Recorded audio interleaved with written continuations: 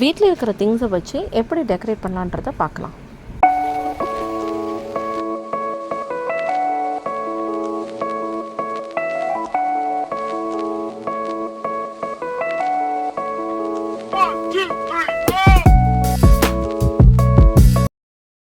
Luckily நம்மக்கிட்ட இந்த bedsheet இருந்தனால இதையே யூஸ் பண்ணிட்டேன். வீட்டில் ப்ளைன் பெட்ஷீட் எது இருந்தாலும் இல்லை பூ போட்ட மாதிரி பெட்ஷீட் இருந்தால் கூட பேக் ட்ராப்க்கு அதை யூஸ் பண்ணிக்கலாம்.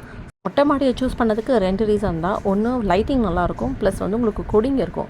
அந்த கொடியில் வந்து நம்ம துணிகளை வந்து கிளிப் பண்ணிக்கலாம், பலூன்ஸை கிளிப் பண்ணிக்கலாம். ஸோ அதுக்காக தான் நான் இது வந்து சூஸ் பண்ணது. ஸோ அந்த நெட்டட் ஷால் வந்து நல்லா மேலே வந்து வானத்துக்கு நேராக பண்ணலான்னா முடியாது. அதனால் நான் அதை வந்து ஓரமாகவே கிளிப் பண்ணிக்கிட்டேன். சைடில் இதை வந்து கொஞ்சம் விங்ஸ் மாதிரி இருக்கணுன்ட்டு ஸோ அதை வந்து சைடில் கிளிப் பண்ணிக்கிட்டேன். பலூன்ஸ் எல்லாம் ஆல்ரெடி ஊதி வச்சதுனால அதை எடுத்து டைட் பண்ணிக்கிட்டோம், அவ்வளோதான்.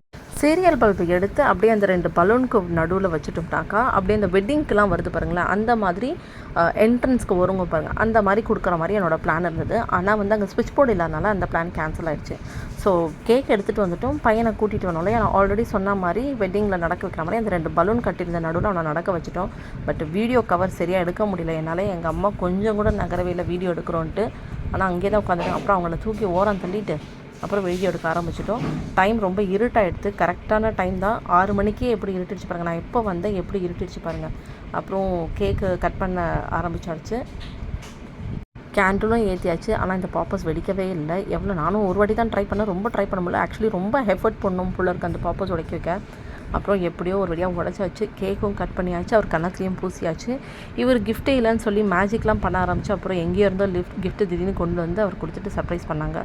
ஸோ கிஃப்ட்டோட நல்லபடியாக அந்த டே முடிஞ்சுது. இவங்க அப்பாவுக்கு வீடியோஸ் மட்டும் அனுப்பிச்சிருந்தோம். ஸோ நம்ம பண்ண டெக்கரேஷன் அவருக்கு பிடிச்சிது. ஸோ உங்களுக்கும் பிடிச்சிருந்தா லைக் பண்ணி கமெண்ட் பண்ணுங்கள்.